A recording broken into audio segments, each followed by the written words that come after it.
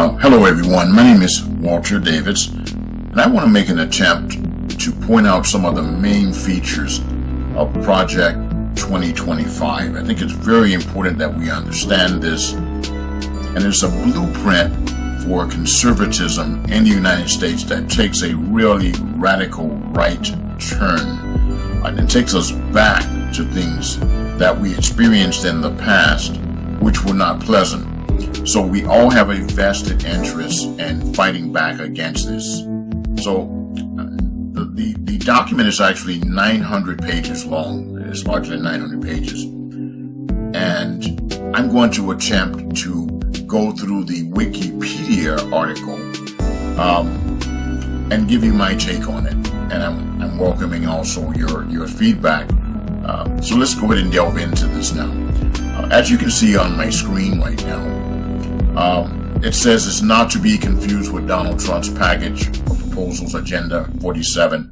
I recommend that you come onto Wikipedia, which I'm going to put a link to this article in this particular video, and take a look at Agenda 47. But they're trying to distance themselves from this because of the radicalness of the items that are contained within Project 2025. So, Project 2025, also known as the 2025 Presidential Transition Project, is a political initiative published by the Heritage Foundation that aims to promote conservative and right-wing policies to reshape the United States federal government and consolidate executive power if Donald Trump wins the 2024 election. So essentially what that means is that it's going to make him a dictator.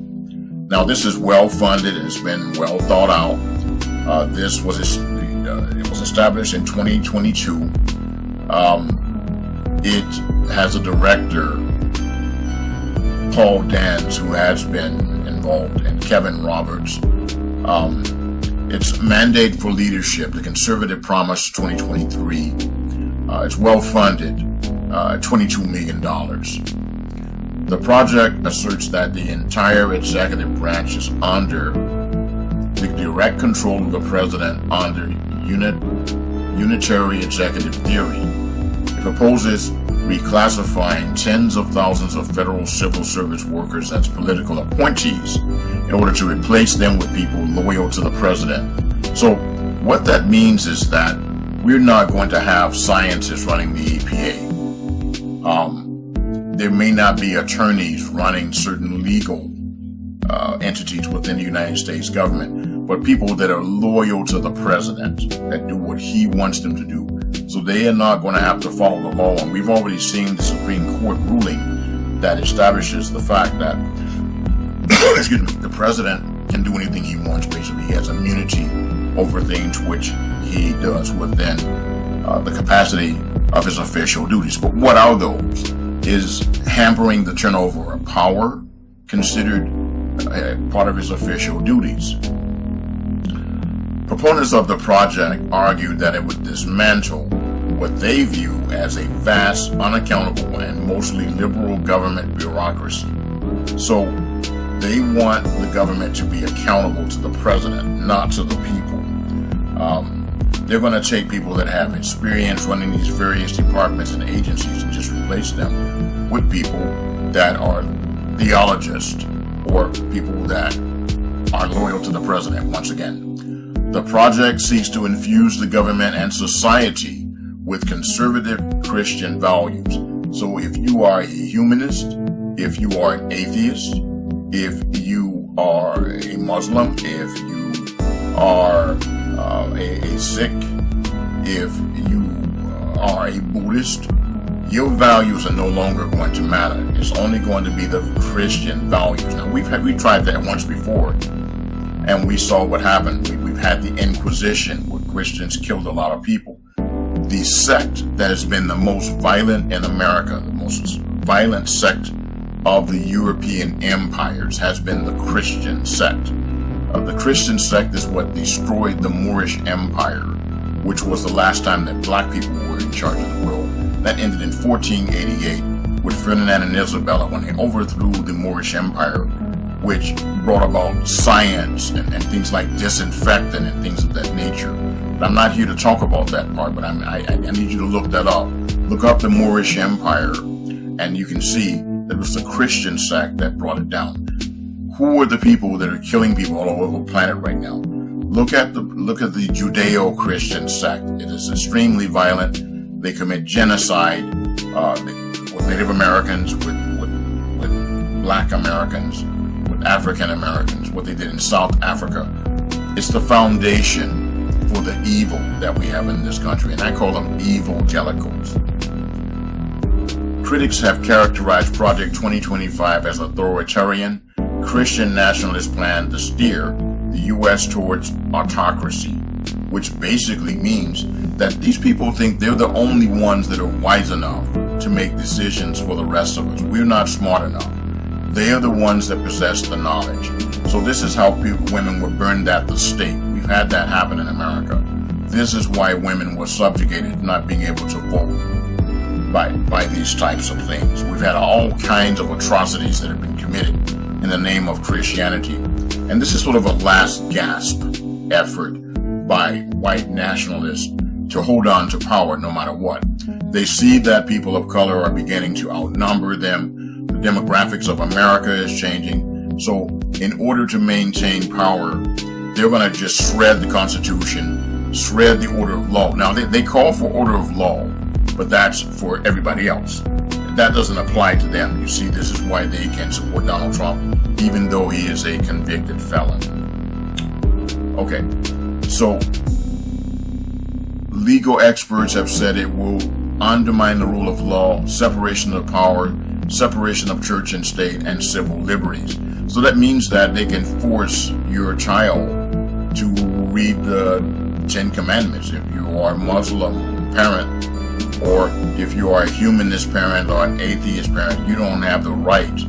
So the law is going to be based upon Christianity and what their version of Christianity is. So some of you Christians, some of you people that think that you're Christians out here, you may not be Christian enough for these people, and you're going to be subjected to punishment, just like the rest of us who may not be Christians. Project 2025 envisions widespread changes to economic and social policies in federal government and its agencies. The plan proposes taking partisan control of the Department of Justice, meaning that if you go to the Department of Justice and think you're going to get justice, it's going to be just us. And so partisan control, meaning that the right wing is going to control the Department of Justice, meaning they're going to have swift executions, for example. The Federal Bureau of Investigation, Department of Commerce, Federal Trade Commission. So what can be broadcast? What can you say over the airwaves? Business. That means that they will be able, the Department of Commerce, they will be able to decide that they don't want to provide services to blacks or Japanese people or gay people. They can just determine what companies can provide good service to which groups, and who can they just say, we're not going to give you any type of service. The Department of Homeland Security, and reducing environmental and climate change regulations to favor fossil fuels. So in this era now, where we have global warming, they don't believe in global warming. They want to drill more and more for oil, more and more pollution. They don't care about the quality of our water. They don't care about the quality of our air. What they want is profit and to control everybody else's life. Now, they'll still be committing adultery and all the things that they want to do, but the rest of us are going to get punished for those kind of things. The blueprint seeks to institute tax cuts, but its writers disagree on protectionism. So they want tax cuts for the rich who already aren't paying taxes. If you look at what Jeff Bezos, Amazon, these very large corporations, they don't pay taxes anyway. They drive their vehicles on our roads and everything else, but they're going to make it even worse.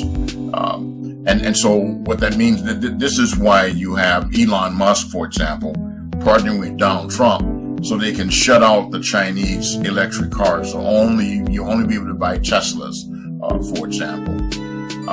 So protectionism, where they're going to have high taxes on competing foreign products coming in. It recommends abolishing the Department of Education. Well, what do you need the Department of Education for if everybody's just going to be taught to be a good Christian. So you don't need to have a Department of Education that oversees and standardizes education. So that means that in Louisiana, they can make you study the Bible, whereas in California, you might not be made to do that. Who knows? But they're saying take away the Department of Education, whose programs would be transferred or terminated so they could be run by a church. Funding for climate research would be cut, and the National Institutes of Health would be reformed along conservative principles.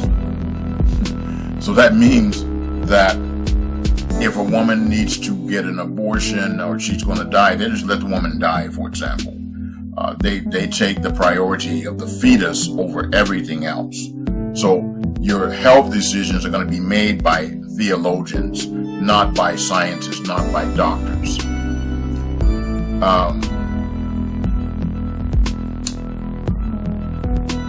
The project seeks to cut Medicare and Medicaid and urges the government to explicitly reject abortion as health care. So once again, we saw this lady in Texas who was told that, okay, if you have this child, then you're probably not going to be able to have children again. So there's not going to be accessibility to abortions no matter what. They'll just let the woman die. The project seeks to eliminate coverage for emergency contraception.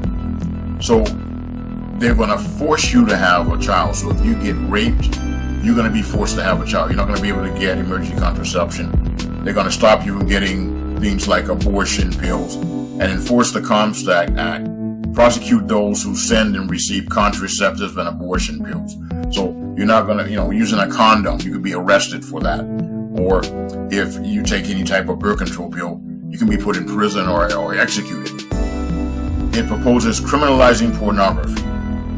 So that means that if you make a sex film with your wife in your bedroom in the privacy of your own home, and they discover that you have a sex tape, you can be arrested or punished or killed. Removing legal protections against discrimination based upon sexual orientation and gender identity.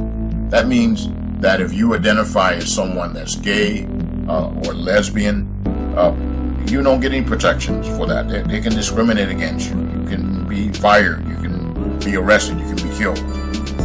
And terminating diversity, equity, and inclusion programs. So if you are the wrong color, okay, you're not going to be able to go to any kind of government agency to get any kind of help. If someone discriminates against you because you're a woman, or because you're black, or you're Japanese, because you're Asian, or Islamic, or anything, you're not going to be able to go to any federal agency. And in fact, federal agencies basically have the teeth taken out of them anyway now with the recent Supreme Court ruling. So they're terminating diversity, equity, and inclusion programs, and affirmative action, of course, by having the Department of Justice prosecute anti-white racism. So if you talk about things that white people did to Native Americans or that they did to blacks during slavery, well, that could be perceived as anti-white racism, and you can be prosecuted for telling the story of how apartheid in South Africa came about, or Jim Crow laws, or lynching, or the bombing of 16th Street Baptist Church, on and on and on. You won't be able to talk about those things. The project recommends the arrest, detention, and deportation of illegal immigrants. So, okay, what if you can't prove your legal status at the time the police comes up on you? Some of you people that are Latinos that are standing for this, think about that.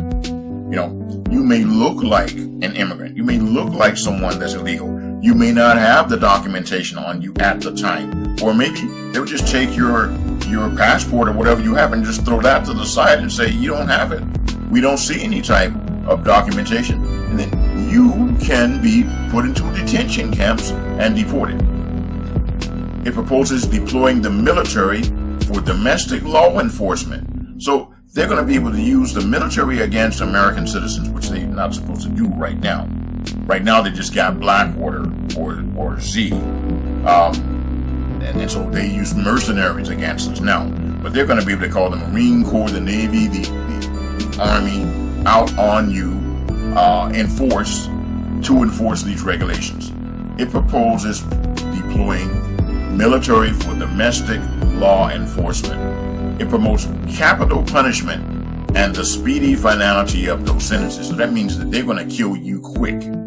So capital punishment means they can't execute you for things, and it's going to be fast. How many people have you seen the Innocent Project get out of prison? People that were innocent. They're saying that the finality is going to be speedy. Once the judge says you're guilty, there's not going to be any type. They don't have to have any type of appeal. Once you are determined to be guilty, quickly you're going to be killed. Some conservatives and Republicans have criticized the plan for its stance on climate change and trade. Other critics believe Project 2025 is rhetorical window dressing for 4 years of personal vengeance. So anyone that Donald Trump doesn't like, that he can take personal vengeance upon. Remember, the executive branch is going to be over everything and undoing almost everything implemented by the Biden administration. So the good things that President Biden has put into force, they're going to undo all of those. The project authors acknowledge most proposals would require Republican Party control of the House of Representatives and Senate.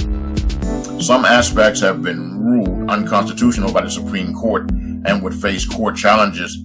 Others are norm-breaking proposals that might survive court challenges, and they're going to survive because they have stacked the Supreme Court. So the Supreme Court is going to rule in their favor, and they have these federal judges dispersed throughout the country, such as a judge in Florida that's delaying Donald Trump's trial, and you see them attacking the prosecutors in Georgia and Washington, D.C. and New York.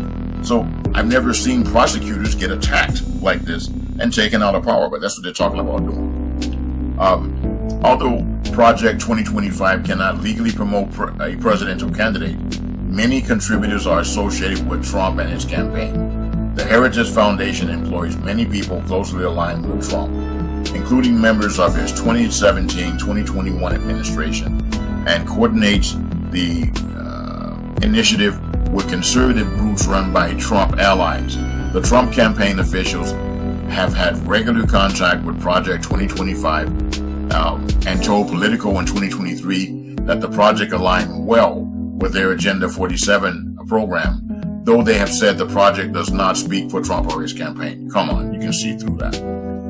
The project's controversial proposals led Donald Trump and his campaign to distance themselves from the project in 2024, saying he knows nothing about it, right? And calling unspecified parts of it ridiculous and abysmal.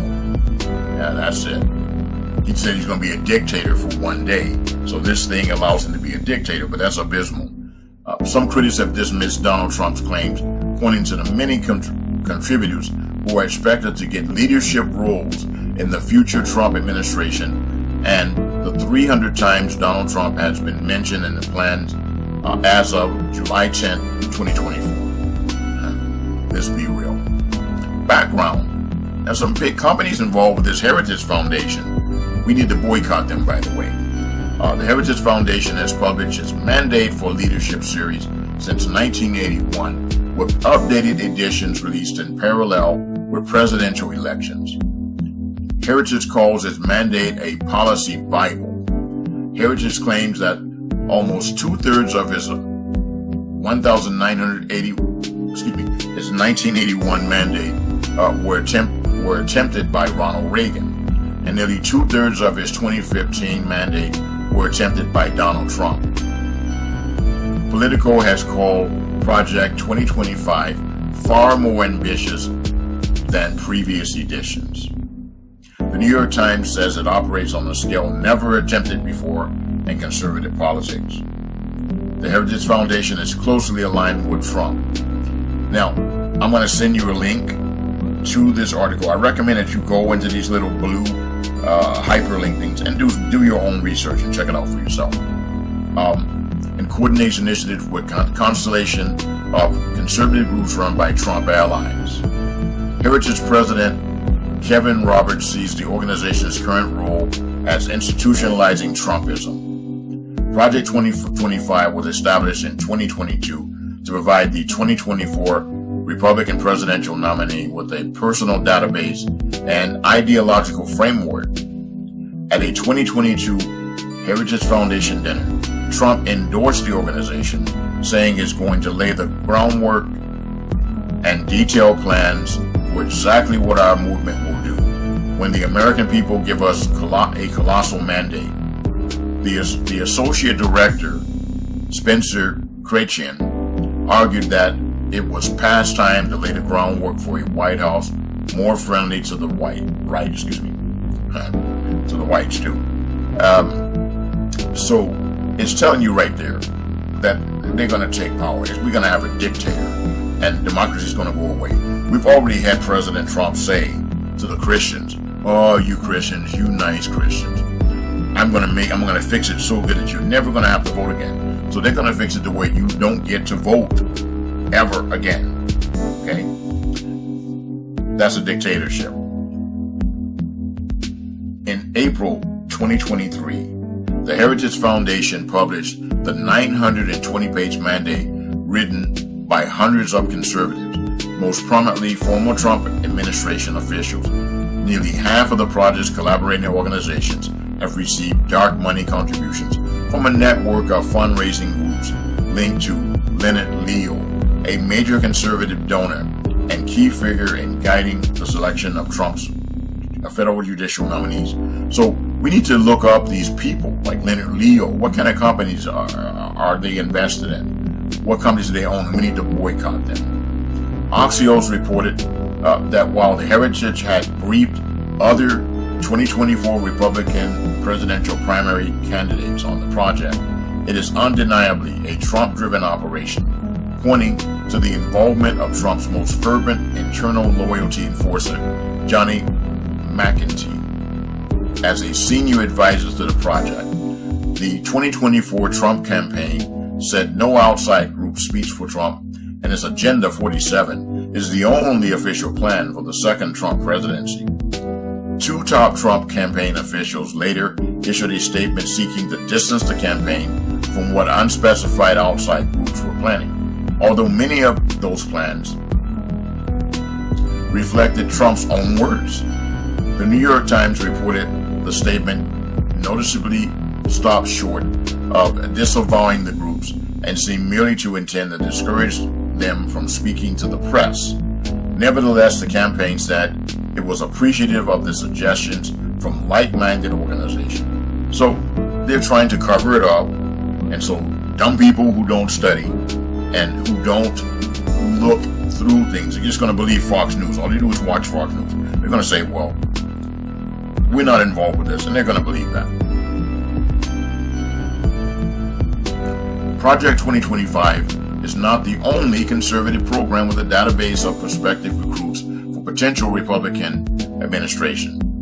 Though these initiatives leaders all have connections to Trump. In general, these initiatives seeks to help Trump avoid the mistakes of his first term when he arrived at the White House unprepared, by reclassifying tens of thousands of merit-based federal civil service workers as political appointees, meaning that they're not going to have to go, there's no chain of command. They're not going to have to work their way up through the rank. They're just going to be appointed. Someone's just going to be appointed to be a director of the EPA. Someone will be appointed to run the Department of Justice. In order to replace them with Trump loyalists, some fear they would be willing to bend or break protocol, or in some cases violate laws to achieve his goals, and just even change the law itself. You know, you don't like the law, just change it. You got control of the Supreme Court, you got control of the Department of Justice, just change the law. You know, and you got the House and the Senate, you know, we're going to go right along with that. The two officials released in a similar memo days after Axios reported Trump intended to staff a new administration with full, proud MAGA supporter warriors, anti-GOP establishment zealots, and eager and willing to test the boundaries of the executive power to get Trump's way, which would include targeting and jailing critics in the government and media. So that means that if ABC reported something that they didn't like, they just target, David Muir and put him in prison. If he said something they didn't like, if Rachel Maddow said something, you just go to jail for that. If you're a critic, you have a blog like me, you put blog information out, you you make a video like I'm doing now, I'll be jailed. I can be jailed for what I'm doing right now. No freedom of speech anymore. Axios also reported on people being considered for senior positions in a second presidency, including Kash Patel, Steve Bannon, and Mike Davis. A former aide to Senator Chuck Grassley, who has promised a 3-week reign of terror should Trump name him acting attorney general. Patel had said on Mannion's podcast 2 days earlier, "We'll go out and find the conspirators, not just in the government, but in the media. We're going to come after you. Whether it's criminally or civilly, we'll figure it out." In June 2024, Bannon named specific current or former FBI and DOJ officials would be hunted down for alleged crimes and treason, even if they fled the country. So they're saying, you leave the country if you want. We're going to come overseas and get you. Okay? Wow. Okay, so they're going to hunt you down. And so we saw recently what happened in Britain, where the right-wing government was dispatched there. Now, they have race riots in the streets where white English people are turning against immigrants and fighting against Middle Easterners, blacks, all kind of people in the street. Same thing happened in France. The French were able to step aside. So we've got to unite. And it's not just that we got to have more votes, because the popular vote was lost by George Bush, but he still became president. The popular vote was lost by Donald Trump in 2016, but he still got elected because of the criminal electoral college situation. So we've got to get millions upon millions more votes. It's not going to just be a close race. We've got to make this a distant shellacking, and we got to start putting people in power in our local communities. The Republicans are running a lot of the local communities, the governorship, the cities. And so they're supporting and funneling funds up, and they're meeting in their churches and stuff. And they're unified in their effort to take power. They don't care about the people. What they care about is power. Okay, this is a lot, so I need to take a drink here real quick. All right, advisory board leadership.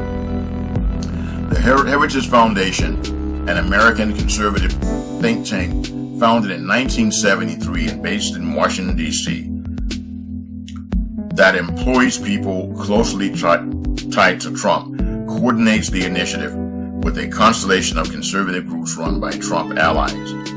By February 2024, the project had over 100 partner organizations, 7 of which the Southern Poverty Law Center identified as hate or extremist groups. So they're partnered with Nazis, they're partnered with fascists, they're partnered with KKK. We saw those flags when they stormed the Capitol on January 6th. Project 2025 partners employ over 200 former Trump administration officials. CNN found that 140 people who worked in the Trump administration had a hand in Project 2025, including more than half of the people listed as authors, editors, and contributors. Fox estimated that nearly 2/3 of the authors and editors served in the Trump administration. As of July 13, 2024, there is no evidence that Trump was personally involved in drafting and approving the plan. 6 of the cabinet secretaries are authors or contributors, and about 20 pages are credited to his first deputy chief of staff. He developed a reputation in conservative circles as the institutional home for Trump's young and loyal cadre of personal staffers. The Washington Post reported a regular communication between Project 2025 and Trump campaign advisors in April 2024. According to Media Matters, Project 2025 senior advisor John McEntee said that they and the Trump campaign plan to integrate a lot of our work. In May 2024, Russell Hoyt was named policy director of the Republican National Committee platform. Many contributors to Project 25 are expected to have positions in a second Trump administration. A future Trump administration is expected to use the database of possible federal employees Project 2025 has recruited and trained. In The Atlantic, Adam Serwer quoted Reagan staffer Scott Faulkner, who said, "Personnel is policy," in support of the idea that a second Trump administration could implement many of the project's policy goals. Trump campaign officials initially acknowledged that the project aligns well with the Agenda 47 proposals, but the project has increasingly caused friction with the Trump campaign, which has preferred to avoid specific policy proposals. They want to avoid them in public. Trump has never publicly endorsed Project 2025, but you know that he endorses it in private. In November 2023, without naming Project 2025, his campaign remarked that policy recommendations from external allies are just that, recommendations. Please. On July 2nd, 2024, Heritage Foundation President Kevin Roberts created controversy by saying, "We are in the process of the Second American Revolution, which will remain bloodless if the left allows it to be." So if you just roll over and let them implement a theistic government, eliminate your government, bring out the military on you, take away your rights, take away your right to speak. If you just be quiet, then they won't kill you. Okay? Shortly afterward, the foundation released a statement adding, "Unfortunately, they have a small established record of instigating the opposite." On July 5th, Trump sought to distance himself from the project. Political commentators included Robert Wright, Michael Steele, Ali Velshi, Olivia Troy dismissed Trump's denial. Others have noted that Trump's name appears over 300 times on the document, despite Trump having claimed in July 11th that he had no idea who was in charge of it. Heritage Foundation President Kevin Roberts said in April that, "I personally have talked to the President Trump about Project 2025, a statement denied by Trump, a Trump campaign spokesperson. Lie after lie after lie." Philip Bump of the Washington Post argues that it is impossible to separate Trump's campaign from Project 2025.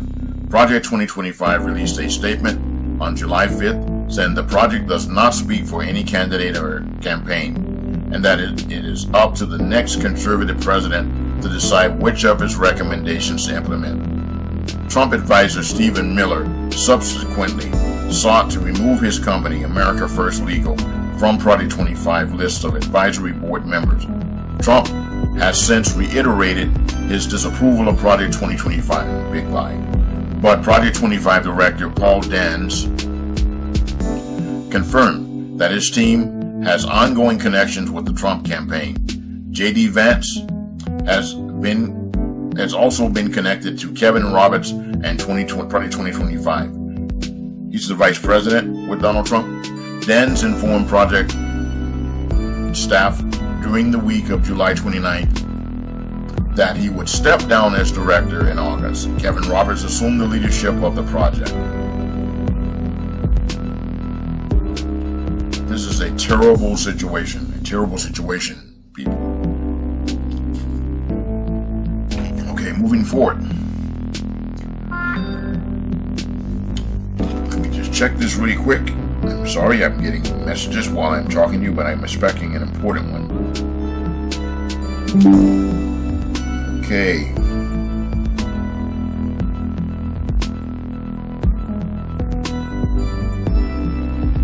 Alright, sorry for that little interruption there. Alright. Philosophical outlook. Project 2025 outlines 4 main aims and mandate for leadership. Restoring the family as a centerpiece of American life. Now, whose perception of family are they talking about? So, in other words, if you are a gay person, right, with kids, that's not their perception of a family. Or a black family, that might not be their perception of a family. You know, we were slaves. I mean, they didn't care about our families. They sold us. They sold off our kids. So it's their perception of what a family is. Okay, it has nothing to do with what your perception is. Dismantling the administrative state. So when you dismantle an administrative state, then you have a dictatorship. Defending the nation's sovereignty and borders. Securing God-given individual rights to live freely. According to what God, or their interpretation of what God-given individual rights are. You don't have an individual right to speak out. They just said they were going to kill you, or they were going to round people up for speaking out. Heritage Foundation President Kevin Roberts writes, in the mandate for it, the long march of cultural Marxism through our institution has come to pass. The federal government is a behemoth weaponized against American citizens and conservative values, with freedom and liberty under siege as never before. Their freedom and liberty, not yours. Roberts interprets the phrase pursuit of happiness in the Declaration of Independence as pursuit of blessedness. What is blessedness? What is that? Pursuit of blessedness. According to him, an individual must be free to live as his creator ordained to flourish. The Constitution of the United States, he argues, grants each of us the liberty to do not what we want, but what we ought to do. The key to a good life is found primarily in family, marriage, and children. So if you don't have family, marriage, and children, you're not a good American citizen.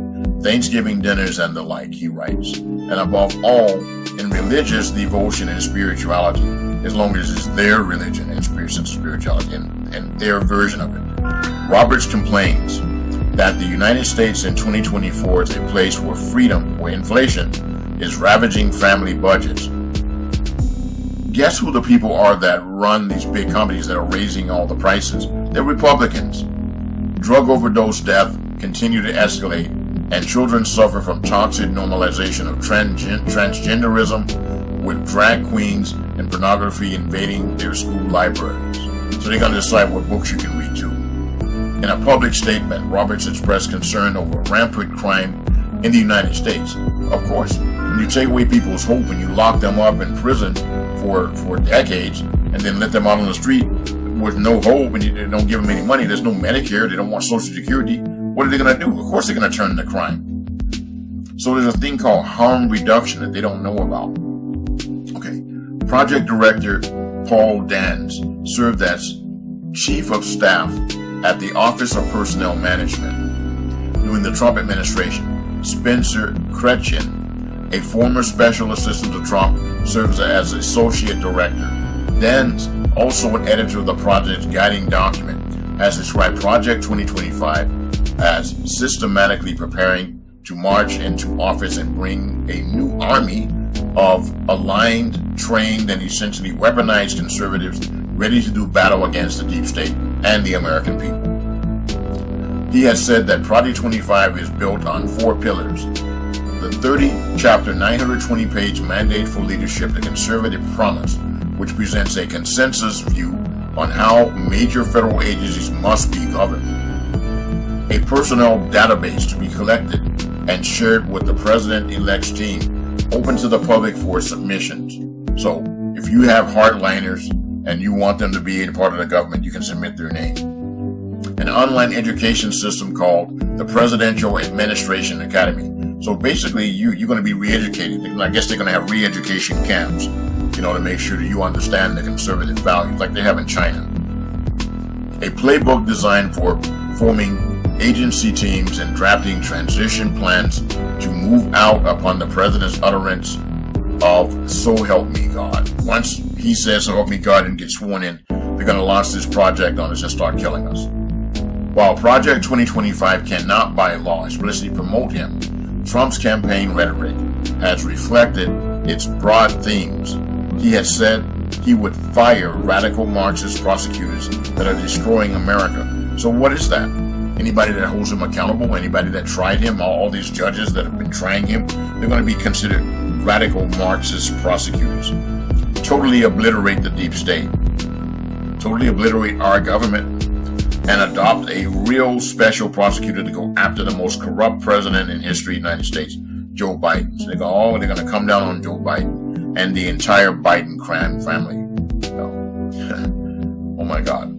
Policies. The Economist summarized the plan as containing some culture war issues alongside others that are more sweeping in scope and break with vast Republican orthodoxy, expanding deficits and the national debt. Anna North of Fox describes it as a plan to consolidate power and push through unpopular policies. Census citizenship question.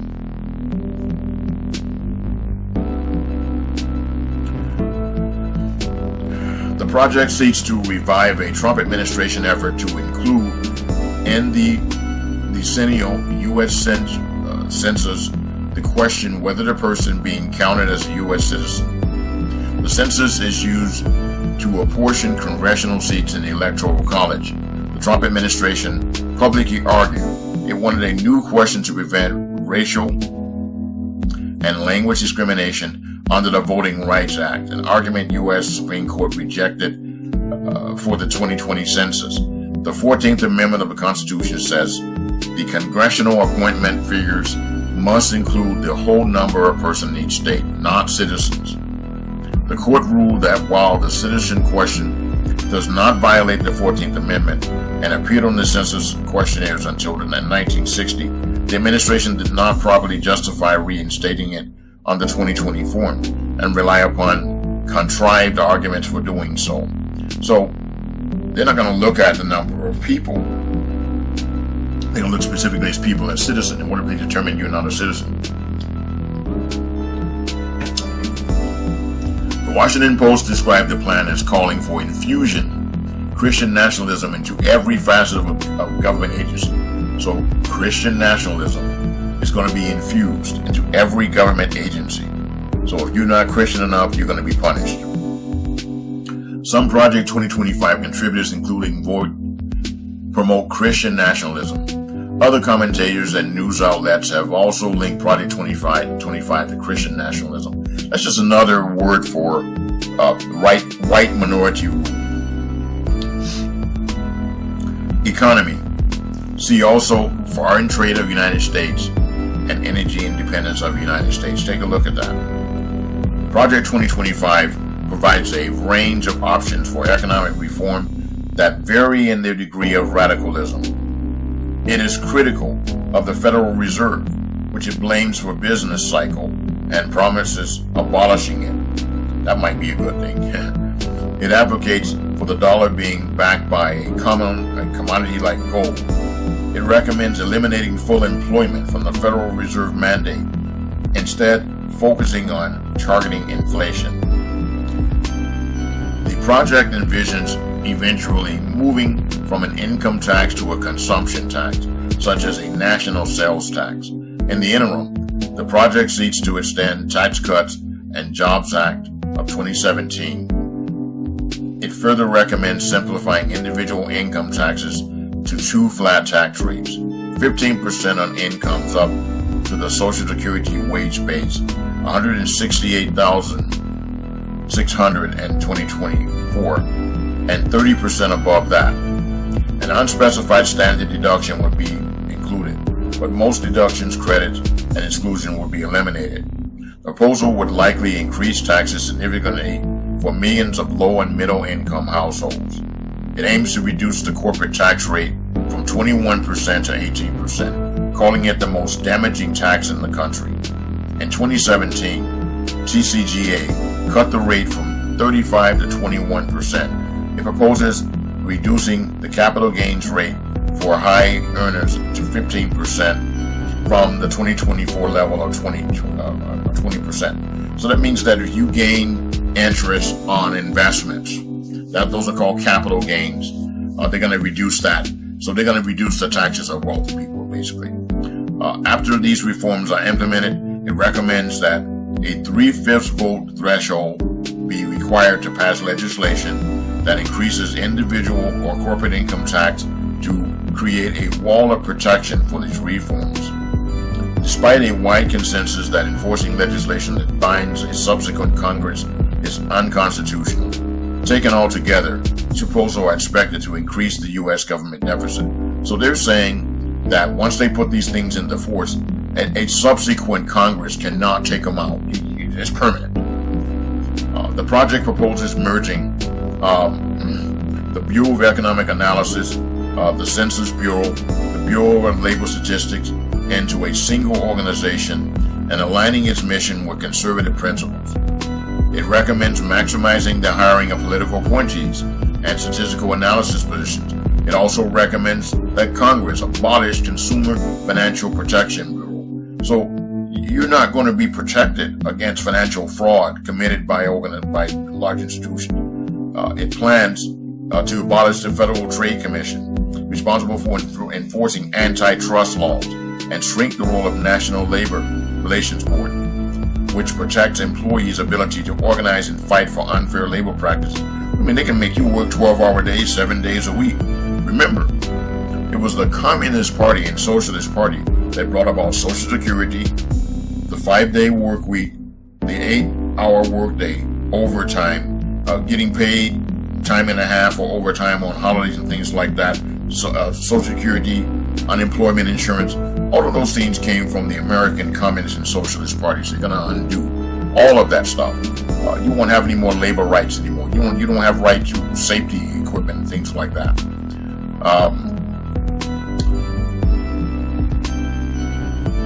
So they're going to shrink the role of the National Labor Relations Board, which protects employees' ability to organize and fight for unfair labor practices.